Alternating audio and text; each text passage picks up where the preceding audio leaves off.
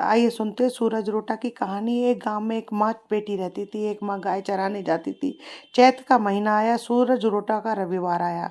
माँ ने बेटी से कहा, बेटी आज तुम तेरे मेरे लिए 2 रोट बना ले, मैं गाय चरा कर आती हूँ, फिर हम दोनों पूजा करेंगे। सब माँ ने कहा। बेटी ने वैसा ही किया। माँ के निमित्त 1 रोट तैयार किया और एक अपने लिए। जब माँ गाय चराने जाने लगी तो बेटी से कहने लगी कि कोई भिखारी या साधु खाना मांगने आए तो उसे आज रोट मत देना, आटा दे देना। हाँ, ये कह रही हो तो बाहर सूरज भगवान जो उनकी परीक्षा लेने के लिए घर के बाहर बैठे रहते हैं।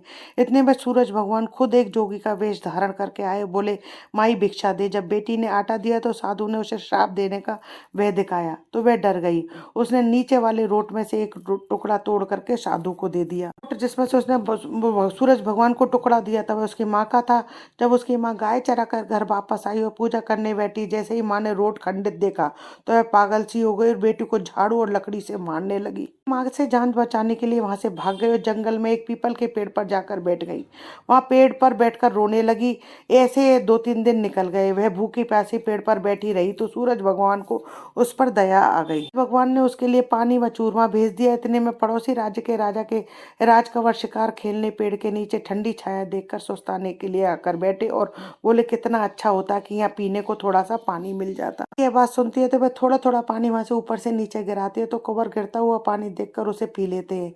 अब कुंवर को भूख लगती है तो कुंवर सोचते हैं कि मुझे भूख लगी है, काश खाने को यहाँ कुछ अच्छा मिल जाए। कि जो है थोड़ा थोड़ा करके ऊपर से चूरमा गिराती जाती है। कुंवर गिरते हुए चूरमे को हाथ में लेकर खा लेते हैं, जिससे कुंवर की भूख प्यास मिट जाती है। वे विचार करने लगते हैं कि अवश्य यहाँ पर ऊपर कोई है। सोचकर कुंवर ने जो है अपने सिपाहियों को पीपल के पेड़ पर खोज करने के लिए भेजा। सिपाहियों ने सब जगह देखे परंतु उनको कुछ भी नहीं दिखाई दिया। तो राजा ने कुंवर खुद पेड़ पर चढ़ता है और ढूंढता है तो उसे लड़की नजर आती है। कुंवर उससे पूछते हैं, तू कौन है? कौन? चुड़ैल है, डाकिन है, शाकिन है, कौन है? बता तू कौन है। तब लड़की अपनी सारी कथा उसे सुनाती है। तो राजा कुंवर उसकी मासूमियत, सच्चाई और सुंदरता से प्रभावित होकर उससे पूछते हैं कि तुम मेरे साथ शादी करोगी? राजकुमार से बोली, आप तो नगर के राजा हैं, मैं तो गरीब अनाथ लड़की हूँ, मेरा तो कोई नहीं है, आपकी और मेरी जोड़ी कैसे बनेगी? परंतु राजकुमार नहीं माने और गाजे वाजे के साथ उस कन्या को पीपल के पेड़ से नीचे उतार कर ब्याह करके अपने महल में लेकर आ गए। कुछ समय बाद राजकुमार के पिता की मृत्यु हो जाती है। राजकुमार जो है राजा बन जाते हैं और वह लड़की रानी बन जाती है। दिन बीत जाते हैं, बहुत दिन बीतते हैं। एक दिन उसकी माँ झाड़ू बेचते हुए उधर से निकलती है तो रानी उसे पहचान लेती है।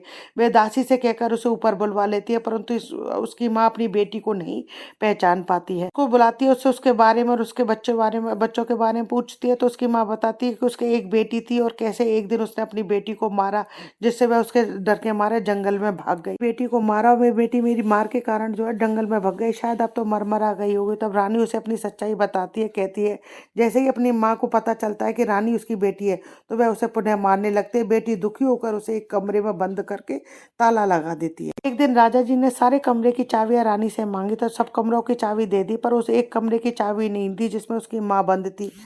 राजा जी ने जिद करके उस कमरे की चाबी मांगी तो रानी जी कहती है कि मैं अभी भूल गई हूँ, ढूंढनी पड़ेगी, देखना पड़ेगा कि मेरी चाबी कहाँ रखी है। राजा जी को बड़ा आश्चर्य होता है। अब राजा जी रोज पूछते हैं कि एक दिन तो वे हटी पकड़ लेते, आप मुझे उस कमरे की चाबी दो, नहीं तो मैं बहुत नाराज होऊंगा। एक दिन रानी जी दिखावटी गुस्सा दिखाते हुए डरते हुए चाबी दे देती है। राजा जी चाबी लेकर उस कमरे को खोलते तो वहां पर एक बहुत सुंदर सोने की पिस्तौल देखते हुए रानी जी से पूछते हैं कि ये पिस्तौल कैसे आई। तो रानी जी एकदम कुछ समझ में नहीं आता और कह देते हैं कि ये मेरे पियर की है, तो मेरे पियर से आई है। अब राजा जी कहते हैं, हट पकड़ लेते हैं कि आपके पियर से इतनी अच्छी पिस्तौल आई है तो आपका पियर कितना अच्छा होगा। आपने हमें अभी तक ससुराल से इतनी दूर क्यों रखा है?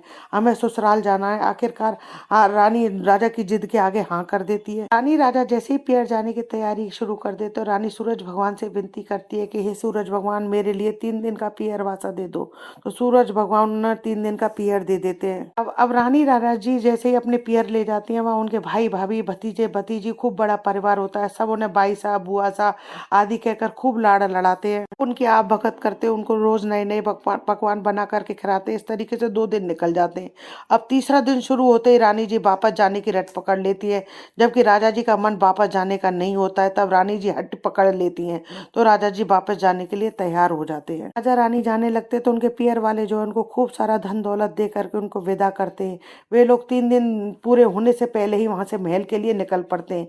वे लोग थोड़ी दूरी पर ही पहुंचे थे कि रथ का चालक बोला कि मैं घोड़े की जीन वही भूल आया हूँ, आप कहें तो मैं जल्दी से लेकर आ जाऊं। की अनुमति लेकर वह गांव की तरफ चालक जाता है, तो गांव की तरफ जाता है। वह जब से वापस लौटता है तो वह बहुत घबराया हुआ होता है। राजा जी उससे पूछते हैं कि क्या हुआ। वह बोलता है कि वहां तो कोई भी गांव नहीं है, ना कोई व्यक्ति है, वहां तो जंगल ही जंगल है और घोड़े की जीन भी एक पेड़ पर टंगी हुई थी।